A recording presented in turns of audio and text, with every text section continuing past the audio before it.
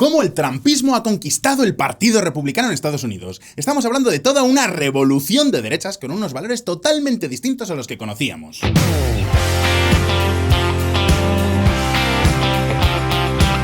Recordad esta fecha, 18 de julio de 2024. Ese día fue cuando la derecha en Estados Unidos cambió para siempre.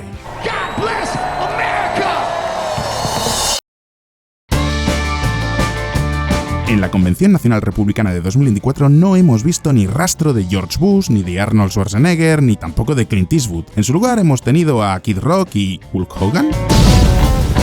Sí, Hulk Hogan ha dado un discurso.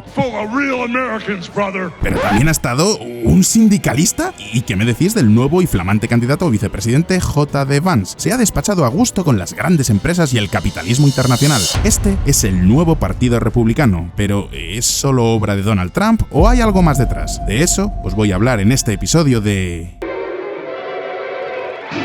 La Guerra Cultural, episodio 4. Cómo el trumpismo conquistó el Partido Republicano.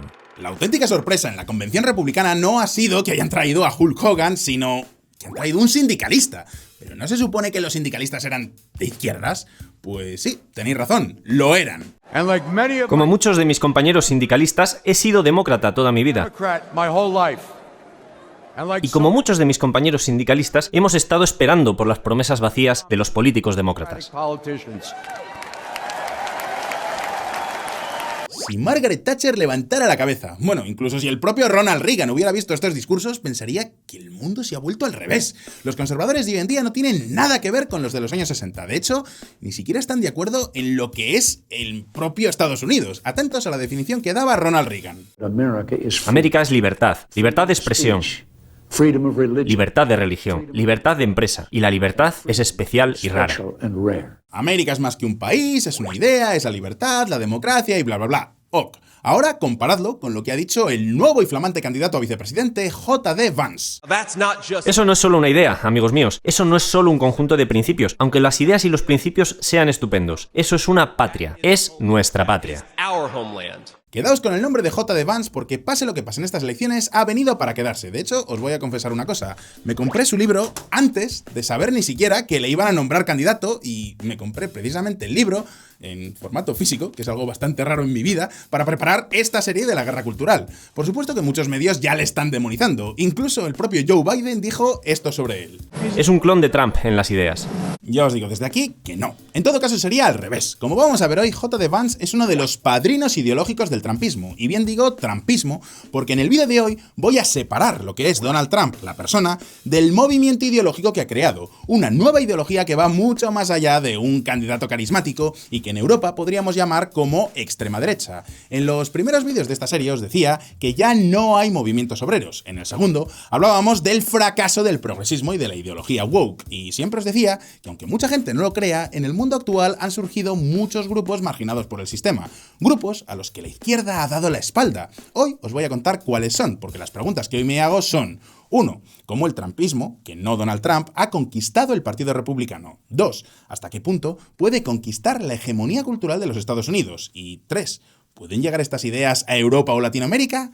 Hoy vamos a responder a estas preguntas, pero antes... Bueno, pues ya estamos aquí de vacaciones en Nueva York. Vamos a preguntar aquí a un transeúnte...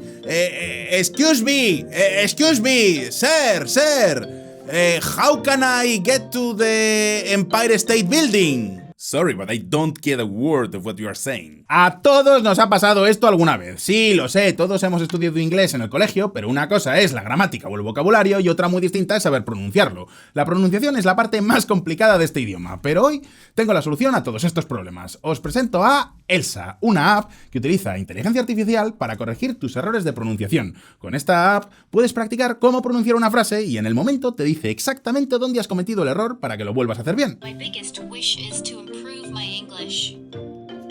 My biggest wish is to improve my English. My biggest wish is to improve my English. My biggest wish is to improve my English. Además, Elsa Speak tiene más de 1600 lecciones y 40 temas para practicar. Y ojo, porque no son los típicos temas de lección de inglés, estilo ¿cómo preguntar por las direcciones? No. son temas realmente útiles. Por ejemplo, podréis aprender frases útiles para hablar de bolsa y finanzas, startups o inteligencia artificial. Incluso te puedes crear tus propios sets de ejercicios adaptados a tus necesidades y compartirlos con el resto de usuarios. Llevo varios meses probando esta aplicación y tengo que reconocer que estoy encantado. De hecho, la aplicación tiene su propio diccionario, donde puedes aprender cómo pronunciar cualquier palabra. Dinosaur juice. Dinosaur juice. Dinosaur juice. Dinosaur juice. También hay que reconocer que es muy divertida, no se parece nada a otras aplicaciones de idiomas, así que ¿queréis probarla gratis? Pues tengo una oferta para todos vosotros. Si entráis en el link que os dejo en la descripción, podréis probar la versión Pro durante 7 días a coste cero, pero además tendréis un descuento del 40% si os suscribís por un año y de un 85% si os hacéis la suscripción para toda la vida. Tenéis todos los enlaces en la descripción. Y ahora sí, vamos a ver un poco de historia. Soy Fonseca y bienvenidos a mi canal.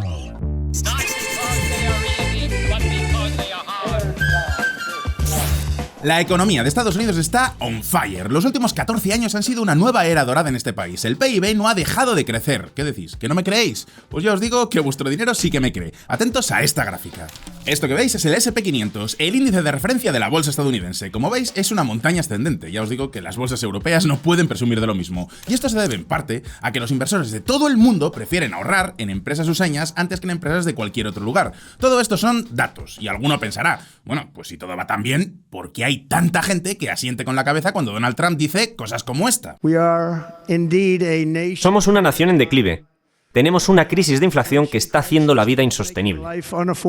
Pues bien, lo cierto es que por sorprendente que os parezca, precisamente cuando un país está creciendo económicamente, es cuando se abre la ventana de oportunidad para que surja un movimiento populista que desafíe la hegemonía cultural existente. Y diréis, ¿por qué?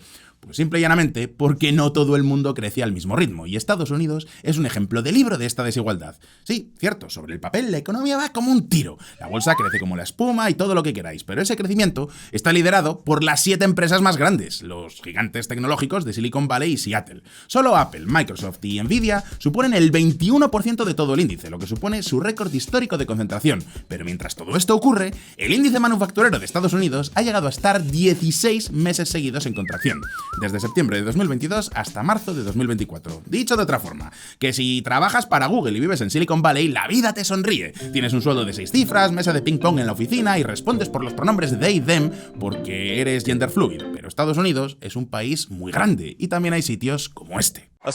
Una pequeña ciudad donde la gente decía lo que pensaba, construía con sus propias manos y amaba a su Dios, a su familia, a su comunidad y a su país con todo su corazón. Pero también era un lugar que no era dejado de lado y olvidado por la clase dirigente de Estados Unidos en Washington. Cuando yo estaba en cuarto curso, un político profesional llamado Joe Biden apoyó el Tratado de Libre Comercio de América del Norte, un mal acuerdo comercial que envió innumerables buenos puestos de trabajo a México. Durante toda esta serie de la guerra cultural, os he contado cómo lo que antes eran las clases marginadas han terminado integrándose en el sistema, pero eso no significa ni muchísimo menos que ya no haya clases marginadas. El problema es que son otras muy distintas, y ya sé lo que me dirá alguno, pero ¿no se supone que es la izquierda la que se preocupa por las clases marginadas? Lo hemos visto en vídeos anteriores. Supuestamente, la gente de izquierdas es la que se preocupa por los débiles, ¿verdad? Y sí, eso es cierto. El problema es, ¿quién dice quiénes son los débiles y quiénes no lo son? Hasta ahora parecía que los débiles son los negros, las mujeres y los LGBT+, que en principio parece que están muy contentos votando a la izquierda. Sin embargo, existe toda una constelación de clases sociales a las que la izquierda ha dado la espalda, empezando por todos los blancos de clase baja que no viven ni en California ni en Nueva York. Gente que tiene trabajos no cualificados, no te dicen qué pronombres utilizan y escuchan música country como esta. Son los llamados rednecks o hillbillies, que podríamos traducirlo al castellano como paleto o palurdo, y en este sentido hay una canción country que los define a la perfección. Cuando esta gente habla de rednecks, se refiere al hombre trabajador que gana dinero con el sudor de su frente y los callos de sus manos. Y a vosotros, los intelectuales, no os gusta, pero no hay nada que podáis hacer, porque siempre habrá más gente normal como nosotros que gente como vosotros. Charlie Daniels, extracto de la canción What This World Needs is a few more rednecks. Lo que necesita este mundo es más paletos. Me encantaría poneros la canción, pero copyright. Así que si la queréis escuchar, la recomiendo, la tenéis aquí abajo en la descripción. Sí, hablamos de la clase obrera de los Estados Unidos y va mucho más allá del típico estereotipo de... ¡Wow! ¡Brandine!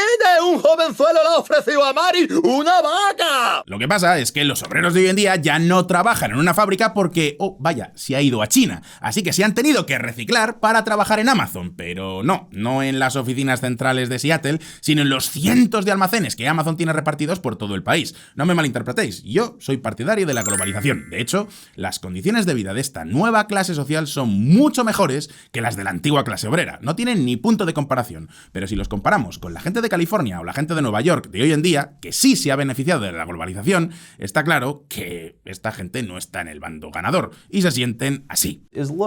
Mira, las cosas no han ido bien en los últimos 30 años. No es la economía, no es solo la privación material. También es en parte la sensación de que las élites costeras que tienen poder financiero y político desprecian a la gente como tú. Supuestamente los republicanos son de derechas. ¿No se supone que la derecha está a favor de las grandes empresas y el capitalismo? Pues por lo visto ya no. Necesitamos un líder que no esté en el bolsillo de las grandes empresas y que responda ante el trabajador, sindicalista y no sindicalista. Si os pongo esta frase hace 10 años y no os doy el contexto adecuado, pensaríais que es de un partido socialista como poco, pero resulta que es del candidato a vicepresidente del fucking Partido Republicano. ¿Cómo hemos llegado hasta aquí? ¿Cómo ha cambiado Donald Trump al Partido Republicano? ¿En qué consiste esta nueva ideología que vamos a llamar trumpismo? Pues ahora mismo lo vamos a ver, pero antes vamos a ver un poco de historia. Estos son mis principios. Si no te gustan, tengo otros.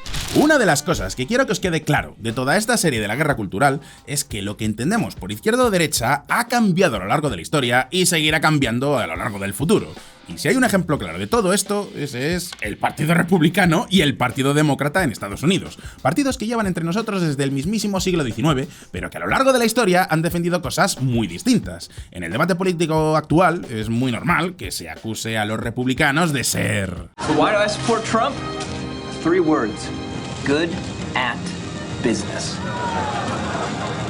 A message from racists for Donald Trump. Sin embargo, el Partido Republicano nació en 1854 precisamente para luchar contra la esclavitud de los negros. Es más, el primer presidente republicano fue Abraham Lincoln, que ganó las elecciones con 2 grandes promesas: abolir la esclavitud y construir infraestructura para modernizar el país. Es decir, que el Partido Republicano nació como el partido de los industriales del norte y de los negros. Y, de hecho, el Partido Demócrata era el partido de los racistas y las élites blancas del sur. Y alguno dirá, vale, Fonseca, pero aparte de eso, ¿qué más defendían? Pues sí, los republicanos estaban a favor del libre mercado y del individualismo. Pero es que eso también lo defendían los demócratas. Quiero decir, la guerra cultural de aquellos años no era una batalla entre libre mercado versus socialistas. En esa época se discutía de otras cosas que no vienen al caso. Sin embargo, todo cambió en el año 1929, el año de la Gran Depresión. En el crack de la bolsa de 1929 ayudó a muchos a tirarse por la ventana para evitar desgracias. Estás haciéndolo muy bien. Vamos, abajo, abajo. Después de que Estados Unidos pasara por una de sus crisis económicas más salvajes, llegaron los demócratas, liderados en este caso por Franklin Delano Roosevelt, con una nueva ideología lista para romper la hegemonía cultural dominante. Y aquí tengo que hacer una fe de ratas, porque en mi anterior vídeo dije que Theodore Roosevelt era el padre de Franklin Delano. En realidad no era su padre, sino que eran primos lejanos, concretamente primos en 5º grado. Perdonadme por este error, pero bueno, quien tiene boca se equivoca. Pero sigamos con la historia, porque en el año 1933, Franklin Delano Roosevelt, si no hacía este chiste reventaba, ganó las elecciones proponiendo el New Deal, un nuevo acuerdo con los estadounidenses. ¿Y qué era este New Deal, este nuevo acuerdo exactamente? Pues lo podríamos resumir como la versión USA de la socialdemocracia europea, a saber, intervencionismo del Estado, ayudas públicas y sindicatos. Pronto, todas estas ideas se volvieron hegemónicas, tanto que los republicanos las terminaron teniendo que incluir en sus propios discursos. Mirad lo que decía el muy republicano y mucho republicano Ike Eisenhower en campaña electoral. Defiendo la ampliación de la seguridad social y más prestaciones reales. Créame, señor, si soy presidente, le daré todas las acciones populares, no solo simpatía. En otras palabras, que los demócratas defendían el intervencionismo, el estado del bienestar y los sindicatos. ¿Y los republicanos? Pues lo mismo pero con impuestos bajos. Si recordáis, en mi anterior vídeo de esta serie os contaba qué es exactamente la hegemonía cultural, esa situación en la que incluso tus adversarios políticos tienen que aceptar tus términos para ser aceptados en el debate. ¿Y qué pasa si desafías esa hegemonía cultural y tratas de introducir ideas contrahegemónicas en un debate? Pues que si no lo haces bien, te arriesgas a perder elecciones. ¿Queréis un ejemplo? Pues os doy un ejemplo. El buen Dios levantó esta poderosa república para que fuera el hogar de los valientes y floreciera como la tierra de los libres. Este señor que acabáis de ver es Barry Goldwater, candidato republicano a las elecciones presidenciales de 1964. Su programa haría las delicias de un Javier Milei cualquiera: libre mercado, estado reducido y mucho... ¡Zurdos, hijos de puta, tiemblen! Bueno, todo esto sin palabrotas porque era los años 60. En cualquier caso, ¿cuál fue el resultado de esta campaña tan libertaria? Pues fue la derrota aplastante. Solo ganó en 6 estados. Fue el segundo peor resultado de toda la historia del Partido Republicano, que ya es incluso más humillante que si fuera el peor. Y alguno dirá que Goldwater tenía las mejores ideas del mundo, las ideas de la libertad. Pues sí. Puede ser, pero es que en política lo que cuentan no son las ideas, sino los productos políticos. Es decir, tú puedes venirme con la mejor ideología del mundo. Lo que realmente importa es, ¿eres capaz de resolver mi problema? Por eso, la tarea más importante de un político en elecciones, o a la hora de crear un discurso ideológico, es detectar los problemas de la gente y proponer una solución creíble. ¡Ojo! No digo que sea una solución buena o acertada, pero sí que resulte creíble. Y durante décadas los republicanos tenían muy poco de eso. Tanto es así que desde 1933 hasta 1981 los republicanos solo estuvieron en el poder durante 16 años frente a 32 de los demócratas. Sin embargo, todo esto cambió a finales de los años 80. ¿Qué ocurrió entonces? Pues ahora mismo lo vamos a ver. La revolución conservadora. En 1973, Estados Unidos pasó por 2 crisis a la vez, una económica y otra política. La económica fue la crisis del petróleo del 73, y la política fue el escándalo Watergate, que terminó llevándose por delante al presidente republicano Richard Nixon. Los años que vinieron después fueron la definición de un sistema agotado. Los presidentes que vinieron después de Nixon eran cada uno más decepcionante que el anterior, especialmente el demócrata Jimmy Carter. ¡He aquí a nuestro 39 presidente, Jimmy Carter! ¡Que nos urzan! ¡Es el mayor monstruo que ha dado la historia! Y ahí es cuando entra en escena el señor Ronald Reagan. En principio, Ronald Reagan tendría todas las papeletas para ser un político de izquierdas. Era un actor de Hollywood. Además, empezó su carrera política como líder del sindicato de actores. De hecho, al principio de esta carrera era demócrata. Sin embargo, fue una de las pocas personas a las que Barry Goldwater convenció. Mirad lo que decía en la Convención Nacional Republicana del año 1964. Norman Thomas, 6 veces presidente del Partido Socialista, dijo: si Goldman llega a ser presidente, detendría el avance del socialismo en Estados Unidos. Creo que es exactamente lo que haría. Sin embargo, a diferencia de Barry Goldwater, Ronald Reagan sí sabía hacer que la gente le votara. Primero, era una persona absurdamente carismática, famoso entre otras cosas por contar chistes en mitad de sus discursos. Y ojo, porque algunos de sus chistes son muy actuales. Atentos. Esto es un americano y un ruso discutiendo sobre sus países. El americano dice: mira, en mi país puedo ir al despacho Oval, pegar un puñetazo en la mesa y decir: señor presidente, no me gusta cómo gestiona el país. Y el ruso responde: yo puedo ir a la oficina del secretario general, pegar un puñetazo en la mesa y decir: señor secretario general, no me gusta cómo el presidente Reagan gestiona su país. Humor inteligente, amigos, el mismo que encontraréis todas las semanas en este canal. Momento perfecto para recordaros que os suscribáis y le deis a la campanita. Pero además de mucho carisma, Reagan entendía muy bien cómo crear una nueva identidad política, y si habéis prestado atención a los vídeos anteriores de esta serie, vosotros también sabéis cómo hacerlo. Primero, juntamos a distintos nichos de votantes a los que clasificamos por sus principales preocupaciones. En este caso, tenemos a los liberales económicos, que quieren impuestos bajos y pocas regulaciones. Pero por el otro lado, los conservadores y la derecha religiosa, que quieren valores tradicionales. Y finalmente añadimos a los halcones de la defensa nacional, gente que quiere mucho gasto militar para proteger el país. Y los aglutinamos todos en torno a un significante vacío, es decir, una palabra a la que cualquiera puede darle el significado que quiera. En este caso, es la palabra libertad. Freedom and freedom. Freedom is important to all of us. ¿Y cuál es el antagonista de la libertad? Exacto, el malvado comunismo de la Unión Soviética y por extensión, los socialistas y socialdemócratas y burócratas de Washington dentro de los Estados Unidos que quieren acabar con la libertad de los buenos ciudadanos. Y así tenemos una identidad política lista para que nos llegue a la Casa Blanca al grito de... En esta crisis actual, el gobierno no es la solución a nuestro problema, el gobierno es el problema. Por supuesto, según esta narrativa, Estados Unidos no es solo un país, es una idea. Es la libertad y la democracia frente a las tiranías. Y esta idea la veréis en todas y cada una de las intervenciones de Ronald Reagan. Nosotros, como estadounidenses, tenemos la capacidad ahora, como la tuvimos en el pasado, de hacer lo que sea necesario para preservar este último y mayor bastión de la libertad. Pues bien, esta ha sido la ideología del Partido Republicano desde 1981 hasta 2016. Estado mínimo, impuestos bajos y matar a los malos. ¿Que cae la Unión Soviética y ya no hay malvados comunistas con los que antagonizar? Tranquilos, el mundo sigue sin estar a salvo. Ahora los malos son... Estados como este constituyen un eje del mal.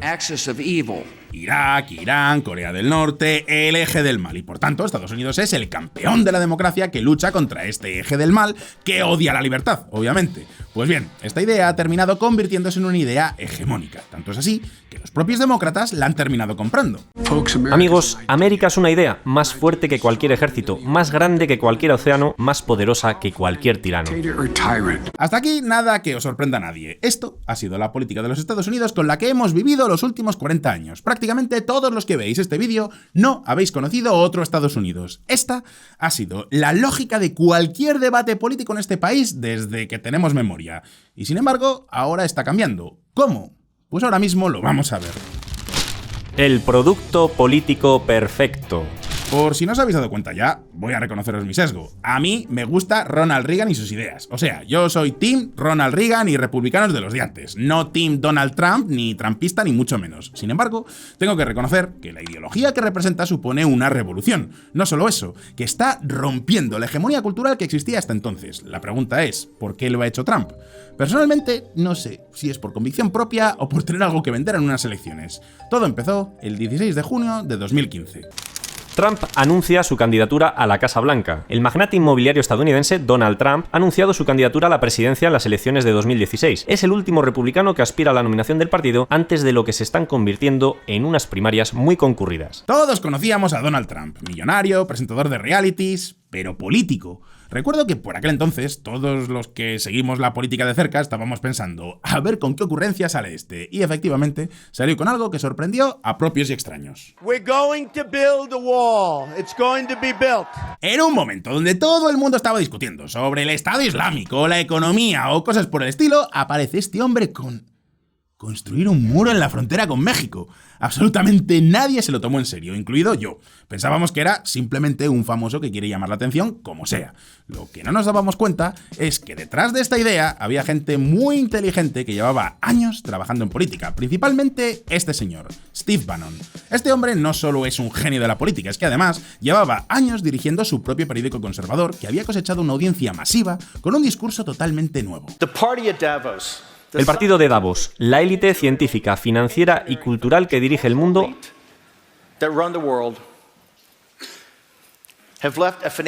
ha dejado un desierto financiero y se ha distanciado de la clase media. Para quien no lo sepa, cuando habla del partido de Davos, se refiere a la gente que acude a la cumbre de Davos, que como sabéis es un evento anual que congrega a los principales líderes políticos y económicos en la ciudad de Davos, en Suiza. Y sí, ya sé lo que pensaréis muchos. Clásica retórica populista, el pueblo contra las élites. Y sí, tenéis razón. El problema es que esta retórica no es muy distinta de la de Karl Marx cuando hablaba de los buenos proletarios contra las malvadas élites burguesas. De hecho, el propio Steve Bannon se autodefine como leninista. Y sí, ya sé que a muchos comunistas que veis este vídeo os sangrarán los oídos cuando os diga que Steve Bannon es leninista, pero lo cierto es que es así. Es más, si analizáis su forma de construir el discurso, veréis que utiliza las herramientas más clásicas del análisis marxista. De hecho, en general, toda esta serie de vídeos que os estoy poniendo está mucho más inspirada en el análisis marxista que en cualquier otra cosa de libre mercado, por mucho que pueda parecer lo contrario. De hecho, yo mismo escribí un libro que se llama Marketing Marxista para partidos políticos no marxistas. Luego os cuento más de este libro en el OnlyFans si os apetece. Así que sí, se pueden utilizar ideas marxistas para construir un discurso discurso conservador. Steve Bannon es la prueba. Y aquí es donde viene la genialidad de Bannon. Tuvo el olfato político suficiente para encontrar a los auténticos grupos marginados por el sistema. Por supuesto que no estaba solo. Más o menos por esa misma época, J.D. Vance estaba publicando su libro Hillbilly Elegy, que lo tenéis por aquí. Técnicamente, ese libro sería lo que los politólogos llaman un análisis de la etnografía, es decir, un estudio sociológico de una comunidad específica. Y ahí es donde empiezan a entender que hay un enorme nicho de votantes descontentos con los dos grandes partidos. Gente que está en una situación mucho peor de lo que muchos querrían admitir. En el condado donde nacieron mis abuelos, la esperanza de vida es de 67 años. 67 es comparable a la de muchos países del tercer mundo. Pero hay una cosa muy importante que tenéis que entender cuando hablamos de política: la diferencia entre una mala situación y un problema. Una mala situación es lo que te pasa, por ejemplo, cuando se te muere un familiar. Es algo que no te gusta, que te pone muy triste, pero no hay nada que puedas hacer. Un problema, sin embargo, es cuando ese familiar está enfermo y todavía no ha muerto. ¿Por qué? Pues porque es una mala situación, pero puedes hacer algo al respecto. El primer ejercicio de un político es convencerte de que toda mala situación es un problema. ¿Hay, por ejemplo, problemas serios de drogadicción en tu entorno? Seguramente sí. No hay más que ver todas las imágenes de adictos al fentanilo que circulan por todas las redes sociales. Probablemente incluso hayas perdido a algún familiar por esto. El fentanilo ha empezado a salir en los medios de comunicación hace tan solo unos pocos años, pero en realidad es una crisis que lleva afectando a muchísimas ciudades desde mucho antes de que los grandes medios de comunicación se dieran cuenta. Hemos perdido más estadounidenses por las drogas que durante la Segunda Guerra Mundial. ¿Es esto una mala situación? En realidad no. Es un problema porque tiene un culpable y una solución. El fentanilo viene de otros países, con lo que en principio bastaría con que el gobierno interviniera en estos mercados. ¿Os parece una solución simplista y populista? Lo mismo decían del salario mínimo y ahora casi todos los países lo tienen. Otro problema, los sueldos. Por supuesto que hoy en día un ingeniero de software vive mucho mejor que sus padres. Pero es que no todo el mundo es ingeniero de software, y en muchas profesiones los sueldos a duras penas han crecido al ritmo de la inflación. Y no digo que esta sea la única razón de este fenómeno, pero está claro que es un factor importante. Tenemos una frontera abierta que invita a los inmigrantes ilegales a quitarnos nuestros empleos estadounidenses y a bajar nuestros salarios. Ante esta nueva realidad, los partidos de izquierdas han respondido tradicionalmente con un: oh, mira, lágrimas de machito blanco racista, tú no sabes lo que es el sufrimiento. ¿Sabes lo que es el sufrimiento de verdad? Que el otro día, cuando estaba en la cola del Starbucks, se dirigieron a mí utilizando pronombres masculinos, cuando es claro y evidente que soy no binaria y gender fluid. Hashtag misgendering is violence. Hay que de eso. Y a la vez, los partidos de derecha se limitan a decir: eso es el mercado, amigo. Pero esta gente tiene problemas reales. Por supuesto, no son los problemas de la clase obrera en el siglo XIX. Esta gente tiene su jornada laboral de 8 horas, vacaciones, incluso muchos de ellos han ido a la universidad. Pero tienen otros problemas iguales o, depende de cómo lo mires, incluso peores. El disparatado coste de la vivienda es el resultado de tantos fracasos y revela mucho de lo que falla en Washington.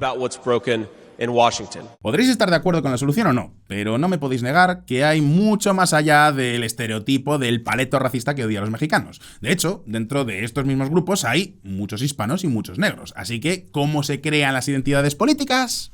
Exacto. Aquí tenemos a los trabajadores cuyas fábricas se han deslocalizado a China por un lado, pero también están los que han perdido poder adquisitivo porque su sueldo no ha subido al nivel de la inflación, o a los que no se pueden comprar una casa, etcétera, etcétera, etcétera, y los aglutinamos en torno a un significante vacío que es Make America Great Again. ¿Qué nos falta? Necesitamos un líder carismático que simbolice este mensaje. Lo tenemos, se llama Donald Trump y es un showman. Le conoce todo Estados Unidos y simboliza el éxito americano. ¿Qué nos falta? El antagonista que le dé sentido a esta identidad política. Pues está claro, las élites que lo han hecho posible. Y alguno dirá: oh vaya, clásica maniobra populista, el pueblo contra las élites. Puede que tengáis razón, pero si os dais cuenta veréis que eso de las élites malvadas de Washington juega el mismo papel en esta narrativa que el heteropatriarcado capitalista en la narrativa de los woke, con una diferencia: las élites de Washington existen. Es más, en este caso está claro que existe un establishment político que detesta a Trump y lo ha dejado bien claro desde el principio. ¡Ojo! No solo estoy hablando de la prensa de izquierdas. ¿Queréis ejemplos? Mirad esta portada de una de las revistas más prestigiosas de política internacional de todo el mundo, la Foreign Affairs. Título: El mundo que hizo Trump. Y aparece Donald Trump subido a un atril sobre un mundo que se está resquebrajando. O sin ir más lejos, vamos a decir las cosas claras. Miradme a mí. Claramente yo no estoy en el team Donald Trump. Y como todo el mundo sabe, soy el portavoz de las élites en YouTube. Oye, George Soros. Mira, me pillas grabando el vídeo ahora mismo. Ah, vale. Venga, se lo digo, sí. Venga, luego te paso la factura. Hasta luego, a seguir bien. Que dice George Soros que os mando un saludo.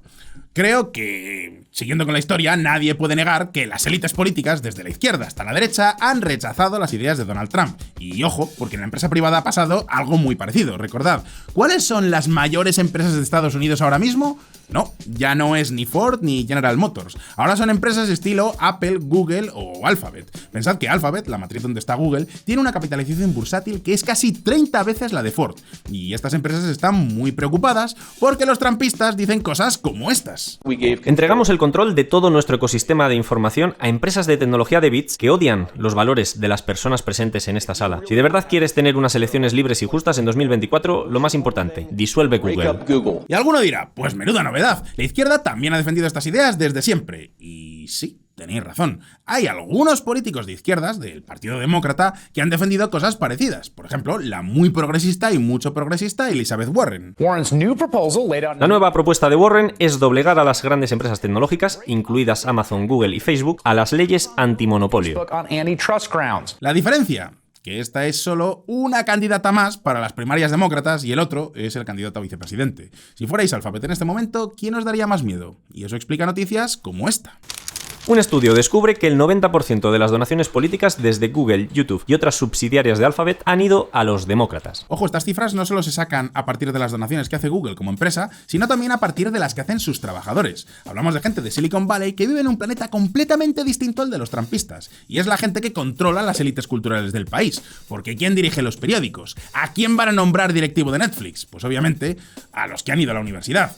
Pero ya no vale con una universidad cualquiera, sino con una universidad de la Ivy League y que además tiene un MBA del Instituto de Empresa o de otra superescuela de negocios. Porque sí, cierto, somos la generación con más universitarios de la historia. Un montón de nosotros ha ido a la universidad, pero eso no significa que las clases sociales hayan desaparecido. Lo que pasa es que ahora la brecha ya no es entre universitario versus no universitario, sino entre universitario deluxe con no sé cuántos másters versus universitario a secas. Así que estos universitarios deluxe no pueden empatizar con los trumpistas porque es que sencillamente su mundo es completamente distinto. Os voy a poner un ejemplo. ¿Cuántas veces os habéis encontrado con artículos en prensa que hablan del poliamor?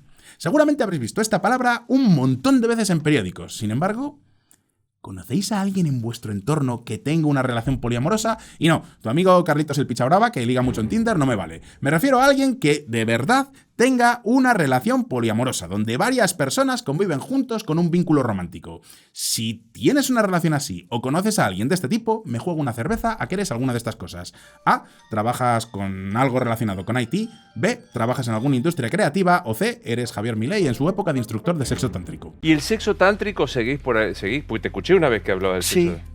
¿Practicás? Sí, claro, fui profesor. ¿Recordáis el episodio 2 de esta serie de la guerra cultural? Ahí os hablaba de esa izquierda posmoderna que había nacido en las universidades de élite. Las universidades de donde salen los que luego trabajarán de directivos en las empresas que dominan la economía mundial. En otras palabras, que Trump y los trumpistas no se equivocan cuando señalan a las élites como sus antagonistas. Y de hecho, la prueba de ello es que todo el mundo entiende perfectamente a qué se refieren cuando hablan de estas élites. Y a su vez, estas élites realmente se esfuerzan en cumplir el rol que los trumpistas les han marcado, porque durante estos años la línea de casi todos los medios de comunicación, desde la izquierda hasta buena parte de la derecha, ha sido: los medios tenemos la responsabilidad de frenar al trumpismo, o mejor aún, la gente apoya a Trump porque se informa a través de fake news, así que vamos a darles información de calidad. Así que, sin darse cuenta, a diferencia de la izquierda, estos sí pueden decir que las élites están en su contra, porque de verdad lo están. Conclusión: hasta el año 2016 la política estadounidense había llegado a un consenso. Los republicanos empezaban la guerra de Irak y luego los demócratas la continuaban. Los republicanos firmaban el NAFTA-Telecan, que es un acuerdo de libre comercio para toda América del Norte, y después llegaban los demócratas y querían firmar el TTIP, que era un acuerdo de libre comercio aún más ambicioso entre Estados Unidos y la Unión Europea. Pero ningún consenso dura eternamente, y ahora existe una nueva identidad política dispuesta a romper la hegemonía cultural actual. Esta es la guerra cultural del mundo que estamos viviendo. La pregunta ahora es... ¿y la europea? Eso. ¿Y qué pasa con la guerra cultural en Europa? ¿Qué pasa con la extrema derecha europea? Pues de todo eso os hablaré en el próximo episodio de esta serie. Pero mientras tanto, ahora llega el momento de dar paso a vuestra sección favorita del canal. ¡Vamos con OnlyFans! OnlyFons. Bienvenidos a OnlyFons, la sección donde respondo a las preguntas que me dejáis aquí abajo en los comentarios, hago fe de ratas y en este caso os doy algo más de información sobre el tema de este vídeo. Lo primero, me toca hacer una fe de ratas porque en el anterior vídeo, en el que hablaba sobre el atentado de Donald Trump, dije que asesinaron a Ronald Reagan.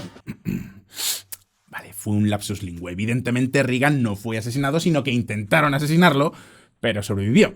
Dicho esto, os voy a dar un poco de bibliografía recomendada sobre el tema del vídeo de hoy. Y sí, hoy tengo que hablaros de el libro de J.D. Vance, el candidato a vicepresidente de Donald Trump. El libro, como podéis ver, se llama Hillbilly Elegy y básicamente cuenta su vida. Pero no es una historia personal sin más, es un retrato sociológico del Estados Unidos más deprimido. Francamente está muy bien escrito y además la vida de este señor es totalmente el sueño americano. Hombre de origen humilde, que gracias a los consejos de su abuela y alistarse en los marines, consigue abrirse camino hasta la cima. Estoy seguro de que esto va a ayudar muchísimo en esta campaña electoral. Y ya sabéis que yo no soy Team Trump, ni muchísimo menos, pero la realidad es la que es. Hace una semana me quedaban dudas de si Trump podría ganar o no, pero después del nombramiento de Vance, cada vez son menos las dudas que tengo de que este señor va a dar muchos, pero muchos votos. ¿Por qué? Pues porque es justo lo que necesitaba Trump en su campaña. Hace unos días ya os decía que el problema que tienen ahora mismo, tanto la campaña de Trump como la de Biden, es que no tienen nada que ofrecer. Pues bien, después de haber oído el discurso de Vance en la Convención Nacional Republicana, del que habéis visto varios clips porque los he puesto en el vídeo de hoy, se ve muy claro por dónde van a ir las principales propuestas de campaña. Este es el que va a dotar a la campaña de una narrativa que vaya más allá de la personalidad de Trump, así que leerse su libro merece la pena. ¿Más recomendaciones? Pues tenemos también los discursos de Ronald Reagan. Muchos los podéis encontrar en YouTube, otros están en MP3 en la librería Ronald Reagan en internet. Es un auténtico oro si os gusta la oratoria. Además, Reagan es una de mis figuras históricas favoritas, pero al margen de vuestra opinión sobre este hombre, es indudable que su retórica era impecable. No en vano lo llamaban el gran comunicador y se puede aprender muchísimo. Lo sé, es café para cafeteros, pero es buen café. Y finalmente, pues sí, os voy a hablar de mi libro, del cual, sorprendentemente, no tengo ninguna copia física, que se llama El método Podemos, marketing marxista para partidos políticos no marxistas. Es un libro que escribí junto a mi amigo David Álvaro García y desgranamos lo que fue el nacimiento y las primeras campañas electorales de Podemos y lo analizamos desde la base de la filosofía marxista, pero utilizando la filosofía marxista, repurposeándola para que te permita crear un marco teórico para crear una campaña de marketing político. ¿Recomiendo el libro? Hombre, pues mira, es mi libro, si lo queréis conseguir, creo que todavía se puede conseguir por Kindle, me parece que ya no quedan copias escritas. Es verdad que es un libro escrito en el año 2015, han pasado muchísimas cosas desde entonces y hay muchas cosas donde he evolucionado y lo haría de otra forma, lo mejoraría, pero bueno, pues sí que creo que tiene cosas rescatables, sobre todo si trabajáis en campañas electorales. Entonces, bueno, pues el que esté muy interesado en campañas electorales, en creaciones de identidades políticas, en lo que es eso del significante vacío, etcétera, pues lo puede encontrar interesante. Así que, bueno, dicho esto, ahora el turno es para vosotros. ¿Creéis que Trump será capaz de conquistar la hegemonía cultural? ¿Tendremos una sorpresa estas elecciones? ¿O creéis que Trump ganará las elecciones, pero no cambiará la hegemonía cultural del país? Que podría ser, ¿eh? O sea, 4 años después, Trump haya dejado un desastre y pierda todo el apoyo y lleguen los demócratas para dar marcha atrás a todos. ¿Qué pensáis? ¿Puede pasar? Bueno, pues podéis dejarme vuestra respuesta en los comentarios y como siempre, no olvidéis que aquí en Solo Fonseca sacamos vídeos nuevos todas las semanas, así que suscribíos a este canal y dadle a la campanita para no perderos ninguna de mis actualizaciones. Si os ha gustado este vídeo, dadle a like y nos vemos en el próximo. Gracias por estar ahí y hasta pronto.